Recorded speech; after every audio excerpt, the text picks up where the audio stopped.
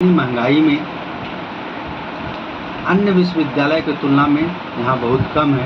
हमारे कोल्हान विश्वविद्यालय में अभी तक मातृत्व अवकाश नहीं मिलता है। अगर मातृत्व अवकाश में छुट्टी में रहते हैं 2 महीना 4 महीना तो उनके वेतन काटा जाता है और हम लोगों को पेंशन की सुविधा नहीं है, मेडिकल की सुविधा नहीं है। हम लोगों को पेमेंट समय पर नहीं मिलता है। इस तरह की बहुत सी समस्याएं हैं जिसको कि गिनाया नहीं जा सकता है।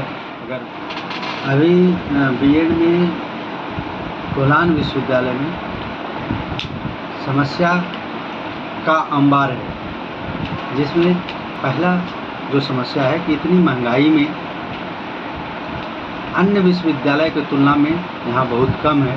जैसे विनोद बिहारी महतो विश्वविद्यालय धनबाद में 57,000 मिलता है, रांची विश्वविद्यालय में 50,000 मिलता है, हजारीबाग में 57,000 मिलता है और हमारे कोल्हान विश्वविद्यालय में मात्र शिक्षकों का 36,000 मिलता है और नॉन टीचिंग का भी हमारे यहाँ कम पैसा मिलता है। सर, जिस तरीके से आपने बताया अभी कि छुट्टी वगैरह को लेकर के, उसके बारे में बताइए।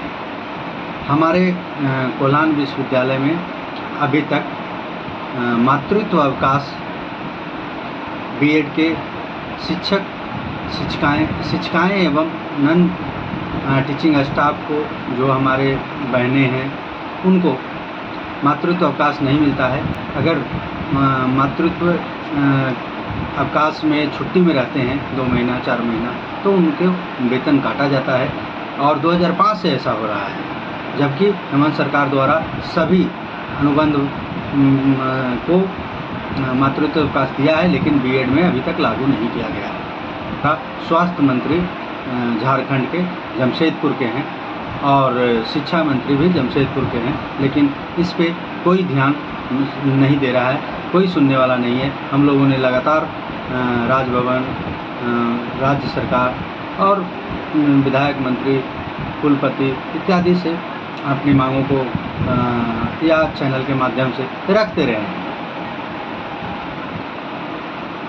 जब 2005 में बीएड की पढ़ाई शुरू हुई थी तो विश्वविद्यालय द्वारा जो भी नामांकन होता था और उसकी राशि का 20% विश्वविद्यालय द्वारा काट ली जाती थी, क्योंकि वहाँ माने आवास बनाना था, अलग बिल्डिंग बनाना था और जितने भी कुर्सी टेबल बेंच लाना था तो इसके लिए रखते थे। लेकिन अभी तक विश्वविद्यालय के कोष में करोड़ों रुपया जमा हो गया है, फिर भी 20% काट रहे हैं और जिनके कारण उनका कहना है कि पैसा सेल्फ फाइनेंस में नहीं बच रहा है और नहीं बढ़ाया जा रहा है, जबकि वो 20% विश्वविद्यालय नहीं रह करके टीचरों में बांट दिया जाए तो इस महंगाई में हम लोगों का कुछ अच्छा हो जाए।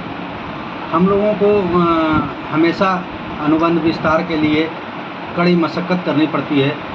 2-2 महीना 3-3 महीना अनिश्चितता का स्थिति बना हुआ रहता है कि कब रिन्यूअल होगा, इतने दिन का ब्रेक है तो पैसा मिलेगा कि नहीं मिलेगा, जिससे मानसिक परेशानी झेलना पड़ रहा है और उसके कारण वेतन भी रुक जाता है कि जब तक रिन्यूअल नहीं होता है तो वेतन कैसे मिलेगा एग्रीमेंट नहीं होने से। जबकि एनसीटी में नियम है कि नियमित बहाली होना चाहिए, तभी आपको किसी भी बीएड कॉलेज का मान्यता मिलेगी।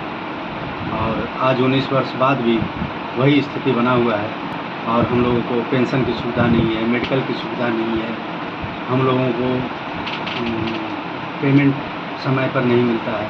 इस तरह की बहुत सी समस्याएं हैं जिसको कि गिनाया नहीं जा सकता है। अगर सरकार इस पे ध्यान दे तो बहुत कुछ सुधारा जा सकता है, जबकि हम लोग जिसको पढ़ाते हैं उसकी योग्यता भी कम है, फिर भी हम लोग उससे ज़्यादा पेमेंट उठाते हैं।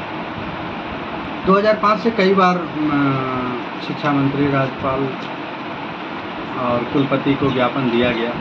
धीरे धीरे हम लोगों को 1,000-2,000 बढ़ा करके मुँह बंद कर दिया जाता है, लेकिन अन्य विश्वविद्यालय में 57,700 मिल रहा है। पहले बेसिक मिलता था, अब उसको भी काट करके एक निश्चित राशि फिक्स कर दी गई।